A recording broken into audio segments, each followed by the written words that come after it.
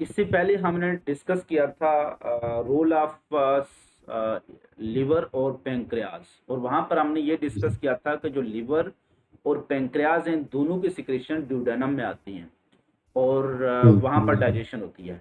अब ड्यूडेनम के बाद जो पार्ट ऑफ स्मॉल इंटेस्टाइन शुरू होता है वो है जेजनम और इलियम। तो हम देखेंगे कि डाइजेशन इनमें कैसे होती है, जेजनम और इलियम में। सही। Again, introduction. Jejunum is about 2.4 metre in length. Total length तकरीबन 5 to 6 मीटर होती है। तो 2/5 जो होता है ना, ऑफ 6 मीटर पूरी इंटेस्टाइन का 5 में से दो दूसरा हिस्सा 2/5 वो होती है क्या, जेजनम, यानी ये 2.4 मीटर बनती है। दोबारा बोलिए, इसको दोबारा बोलिए। Total length of intestine 6 metre to 7 metre तक हाँ। होती है। ठीक है, हम बिल्कुल। इसको 6 मीटर का एक एवरेज रखकर हम ये वैल्यू लिखी हुई है कि 2/5 ऑफ 6 मीटर, यानी टोटल लेंथ क्या है 6 मीटर, तो उसका 2/5 ऑफ स्मॉल इंटेस्टाइन क्या होता है, वो जिजनम होती है। सही है। ठीक है, तो 2/5 6 मीटर का कितना बनता है, 2.4 बनता है। हम्म। उसके बाद it start from duodenum and end at ileum. तो इससे पहले ड्यूडेनम थी, इसके बाद इलियम, तो इनके दरमियान मौजूद होती है। So part of small intestine between duodenum and ileum is referred as jejunum. बिल्कुल और जो सही। इलियम होती है ये सबसे लार्जेस्ट पार्ट होता है, यानी 3/5 पार्ट, ये तकरीबन ओहो। 3.6 मीटर बनता है। अच्छा, एक मिनट सर।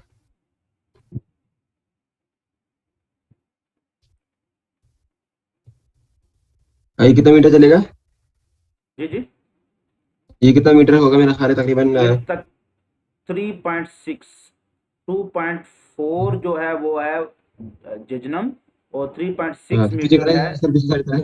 जी, इससे ये 3/5 यानी टोटल 5 में से 3 हिस्से क्या होती है, इलियम होती है, और 5 में से 2 जी। हिस्से क्या होती है, जिजनम होती है। तो 3 और 2 5 पूरे हिस्से हो गए। बाकी जो ड्यूडेनम सही होती है। है वो बहुत ही स्मॉल पार्ट होता है, वो कुछ सेंटीमीटर में, मैक्सिमम 20 सेंटीमीटर के करीब होती है। Okay sir. उसको इग्नोर कर दिया जाता है क्योंकि सेंटीमीटर में कुछ ये शायद इंचेस में बन जाता है। 20 सेंटीमीटर कोई 12 इंच के 1 फुट के करीब बनता है, तो उसको इग्नोर कर हाँ, दिया जाता अच्छा, डिटेल होगा, है। सो ठीक है। अब यहाँ पर आप देख सकते हैं कि इन दोनों का स्टोमी के फौरन बाद ये जो यू शेप आपको कर्व मिलता है ना, तो जिस U shape curve is actually duodenum. बिल्कुल। बिल्कुल। उसके बाद जो ड्यूडेनम के फौरन बाद आप देखें कि हाईली कर्व्ड पार्ट शुरू हो जाता है जो कि कोलान के अंदर पैक होता है, ये सारे का सारा पार्ट, ये होता है जेजनम और इलियम। इसमें से पहला जो यहाँ पर दिया हुआ है ये क्या है, जेजनम है, और बाकी जो ग्रीनिश टाइप है वो इलियम है। सही है। ये असली तो में ग्रीनिश होता है? जी जी, नहीं नहीं, कलर ये इसका असली में ओरिजिनल ऐसा नहीं होता। ओरिजिनल तो एक जैसी होती हैं, इनको आप देखकर इतना हाँ सही। डिफ्रेंशिएट नहीं कर सकते हो। जस्ट वो कह रहा है कि फर्स्ट पार्ट जो होता है वो जिजनम होता है, आखिरी पार्ट क्या होता है, एलियम होता है। उसके बाद हम देखते हैं इनके फंक्शंस क्या हैं। द जी sir. Food which escape undigested from the duodenum. लेकिन ड्यूडेनम के अंदर सारी डाइजेशन तो नहीं होगी, छोटा सा पार्ट है 18 बिल्कुल या सर। 20 सेंटीमीटर, तो इसमें सारी डाइजेशन नहीं होगी। सो बहुत सी फूड अनडाइजेस्टेड आएगी। तो जो फूड अनडाइजेस्टेड एस्केप बच के निकलेगी, it is completely digested in jejunum and ileum. तो जिजनम और इलियम में उसकी कंप्लीट डाइजेशन हो जाती है। अच्छा। ठीक है, तो चूंकि ileum is the last part, तो हम digestion is completed in ileum में लिखते हैं, क्योंकि वहां पर जाकर डाइजेशन कंप्लीट हो जाती है। अच्छा सर, एक मिनट। जी जी।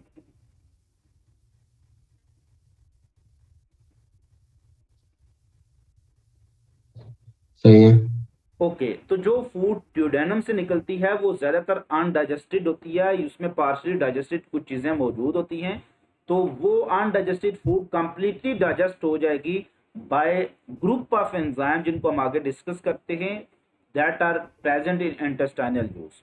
अब सवाल ये पैदा होता है इंटेस्टाइनल जूस है क्या चीज। बेटा, जिजनम और इलियम की जो इनर मोस्ट लेयर होगी इसको क्या कहेंगे, म्यूकोजा। बिल्कुल। तो इन दोनों की म्यूकोजा, जिसको इंटेस्टाइनल म्यूकोजा कहते हैं, वो एक मिक्सचर ऑफ डिफरेंट एंजाइम पैदा करता है, जिसको इंटेस्टाइनल जूस कहते हैं। तो इन्हीं दोनों की वाल से क्या पैदा होता है, इंटेस्टाइनल जूस। अच्छा, एक मिनट। Mucus, mucosa of ileum and jejunum. Jejunum और इलियम की इंटेस्टाइनल म्यूकोसा, दोनों इंटेस्टाइन है ना, तो इनकी इनर मोस्ट लेयर को म्यूकोजा कह देंगे। तो इंटेस्टाइनल म्यूकोजा ऑफ जिजनम और ileum produce a group of enzyme that is collectively called intestinal juice. एक ग्रुप ऑफ एंजाइम होता है जिसको कोलेक्टिवली इंटेस्टाइनल जूस कह देते हैं। Okay sir. ठीक है, ओवरऑल पिक्चर उसकी क्या है वो हम आप डिस्कस करते हैं। अब उसमें जो एंजाइम है वो नेक्स्ट, ये पूरा टेबल है, इस पर वो टेबल मैं आपके साथ शेयर भी कर देता हूँ, बल्कि उसको बना भी देता हूँ आपके साथ। तो अब देखें कि पहले हम देखते हैं कि कार्बोहाइड्रेट अभी तक किस फॉर्म में मौजूद है हमारे पास। कार्बोहाइड्रेट जो है वो हाँ, या तो वो किस फॉर्म में होंगे हमारे पास, माल्टोज ओलिगो। की माल्टोज की फॉर्म में होंगे, ओलिगोसेक्राइड यानी डाइसेक्राइड, हम्म। माल्टोज। अगर आपने चीनी खाई है तो वो किस फॉर्म में होगा, सक्रोज। दूध पिया है तो वो किस बिल्कुल। फॉर्म में होगा, लैक्टोज। लैक्टोज। क्लियर। तो अब जितने भी सही। कार्बोहाइड्रेट हैं, या फिर आपके पास कुछ अनडाइजेस्टेड सेलुलोज फाइबर होंगे जो डाइजेस्ट नहीं होते हैं, सेलुलोज फाइबर जो अच्छा कभी अच्छा डाइजेस्ट। सही। ठीक है, ये खुराक जो कार्बोहाइड्रेट जो भी इंटर होंगे जिज्नम और इलियम में खुराक इंटर होगी वो इस फॉर्म में होगी। बाकी ग्लूकोज ऐसे ही मौजूद होगा जो वो कंप्लीट डाइजेस्ट हो चुका, कहीं भी ग्लूकोज आपने इस्तेमाल किया। प्रोटीन किस फॉर्म में, प्रोटीन सारी की सारी कन्वर्ट होगी थी किसमें, पॉलीपेप्टाइड और पेप्टॉन। पेप्टॉन के अंदर ज्यादातर क्या होते हैं, डाइपेप्टाइड होते हैं। और हाँ, डाई ओलिगोपेप्टाइड। ठीक है, तो डाइपेप्टाइड ज्यादा उसमें मौजूद होते हैं, या अच्छा बाकी हो सकते सही। हैं, ज्यादातर पॉलीपेप्टाइड या डाइपेप्टाइड ही होते हैं इसमें। फैट्स जो होती हैं वो या तो वो किस हालत में कन्वर्ट होगी, फैटी एसिड और ग्लिसरॉल जो ड्यूडेनम में लाइपेज पेंक्रियाटिक थी उसने कन्वर्ट किए थे, या ज्यादातर वो लिपिड की फॉर्म में ये भी होते हैं जिन चूंकि अभी उनकी डाइजेशन कंप्लीट नहीं होती है। हाँ सही है। इट्स मीन के इंटेस्टाइनल जूस में डाइजेशन के लिए सारे एंजाइम मौजूद होने चाहिए जो इसको इन सारे मॉलिक्यूल को डाइजेस्ट करें। बिल्कुल। तो माल्टोज को डाइजेस्ट करने वाली एंजाइम क्या होगी, माल्टेज। माल्टेज। ठीक है, तो ये लिखी हुई है माल्टेज। सही है। क्लियर। दूध पिया बिल्कुल। अगर किसी ने तो लैक्टोज शुगर होगा, तो उसको डाइजेस्ट करने के लिए एंजाइम क्या होगी, लैक्टेज, तो ये लिखी हुई है। लैक्टेज। अगर आपने चीनी खाई है, क्योंकि हर खुराक में चाय में चीनी तो मौजूद होगी, तो जी एंजाइम क्या जी। होगी, सक्रेज आइसोमाल्टेज भी इसको कहते हैं, सक्रेज।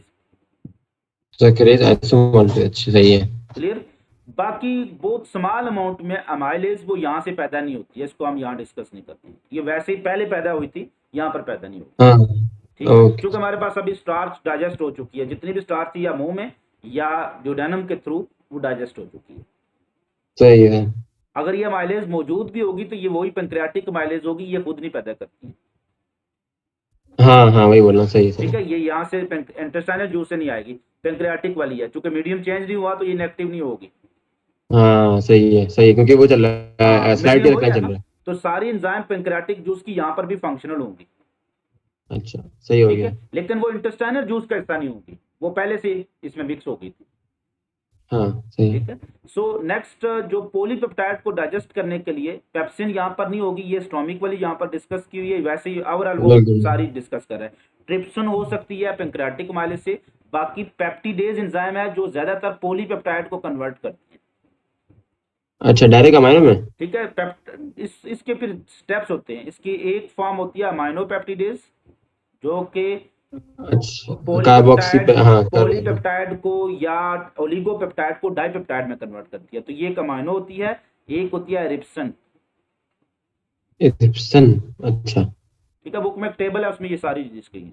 तो पेप्टिडेज वो एंजाइम होती है जो ज्यादातर पॉलीपेप्टाइड पर अमल करती है। प्रोटीनेजेस वो होती हैं जो अच्छा। प्रोटीन पर अमल करती हैं, जैसे ट्रिप्सन, काइमोट्रिप्सन और पेप्सिन क्या है, ये प्रोटीनेजेस एंजाइम है, प्रोटीन प्रोटीन डाइजेस्टिंग जैसे एंजाइम। डायरेक्ट, हाँ। ठीक है, तो जो पॉलीपेप्टाइड या ओलिगोपेप्टाइड को कन्वर्ट करेगी वो क्या होगी, पेप्टिडेज होगी।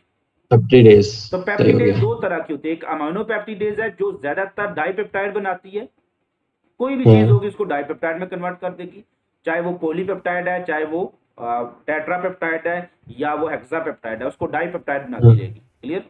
सही। और जो एरिप्सिन होगी वो अल्टीमेटली डाइपेप्टाइड से क्या बनाती है, अमाइनो एसिड, तो अमाइनो एसिड यील्ड करने वाली क्या होती है, अच्छा, एरिप्सिन होती है। ये इसका नाम अमाइनो पेप्टिडेज, उसके बाद एरो लगाते हैं एरिप्सिन, उसके बाद एरिप्सिन, अमाइनो एसिड। तो ये सीक्वेंस होता है। सबसे पहले एक्ट करती है कौन सी, पेप्सिन ट्रिप्सिन, फिर पेप्सिन। एक्ट करती हाँ, है और तब पेप्टिडेजिस। के प्रोटीन एंजाइम। पेप्टिडेजिस में पहले एक्ट करती है अमाइनो पेप्टिडेजिस जो डाइपेप्टाइड बनाती हैं, अमाइनो, और हाँ फिर बिल्कुल, एरिप्सिन डाई कर आकर दिया। डाइपेप्टाइड को अमाइनो एरिप्सिन। एसिड, तो digestion of protein is completed. तो these are all enzyme best हो गया। इन्वॉल्व इन प्रोटीन डाइजेशन, ये सारे एंजाइम प्रोटीन डाइजेशन करती हैं। सही हो यहाँ गया। से एमसीक्यूज आ जाता है कि which enzyme is involve in terminal step of protein digestion. तो टर्मिनल स्टेप क्या है? डाइपेप्टाइड से अमाइनो एसिड में कन्वर्ट होना, तो वो एरिप्सन है। टर्मिनल मतलब आखिरी स्टेप है ना? आखिरी आखिरी के लिए वर्ड टर्मिनल यूज करते हैं, टर्मिनेट अच्छा, से तो वो एंड हो जाए। एरिप्सन आ गया। क्लियर? एरिप्सन आ गया। तो देखें कि माल्टोज किससे बना होता है? Maltose is a disaccharide consisting of glucose only, दो ग्लूकोज से मिलकर बना। बिल्कुल। इट्स मीन माल्टेज एंजाइम सिर्फ ग्लूकोज बनाएगी। हाँ हाँ। तो ये चीज भी एमसीक्यूज में आ जाती है कि which one the following enzyme produce only glucose? तो माल्टेज। अच्छा, टमाटर हो गया, सही है। ठीक है। Alpha which alpha produce glucose. Glucose and fructose कौन बनाती है? ग्लूकोज एंड फ्रुक्टोज वो सक्रेज। सही। ठीक है। और ग्लूकोज और ग्लैक्टोज कौन बनाएगी? लैक्टेज। हाँ, ठीक है। इलेक्ट्रिक सही। उसके बाद बड़ा एक यूनिक से मैं आपको कंसेप्ट बता देता हूँ कि अक्सर बहुत से लोगों को जो दूध जो होता है माफक नहीं आता, दूध की वजह से पेट में गैस हो जाती है, इंटेस्टाइनल गैस जिसको कहते हैं। अच्छा। अब होता यह है कि बच्चों और बड़ों में ये दो एंजाइम का बड़ा फर्क होता है। एक सक्रेज, आप देखते हैं ना बच्चों को मना किया जाता है कि आप वो ना खाओ, गुड़ ना खाओ, चीनी ना खाओ। हाँ, क्यों? तो बेटा सक्रेज एंजाइम बच्चों में इतनी ज्यादा नहीं होती है और अच्छा। लैक्टेज बड़ों में इतनी ज्यादा नहीं होती है, बच्चे बोल रहे हैं अब्बा को ताकि सक्रेज दे दो। एक दूसरे की खुराक ना खा पाए।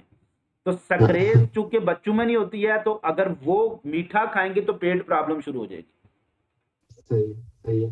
गुड़ खाएंगे। और लैक्टेज ज्यादातर मौजूद होती है लेकिन मोस्टली ये एब्सेंट होती है या बहुत कम होती है या लेस फंक्शनल होती है किसमें, जो अडल्ट लोग अडल्ट होते से। हैं। तो इस वजह से इन दूध की बहुत ज्यादा अगर दूध पी लेंगे तो फिर वो चूंकि लैक्टेज इनएफिशिएंसी की वजह से उसमें इंटेस्टाइनल जो एक सर, गैस एक डेवलप। एवोल्यूशनरी प्रोसेस है। जी जी।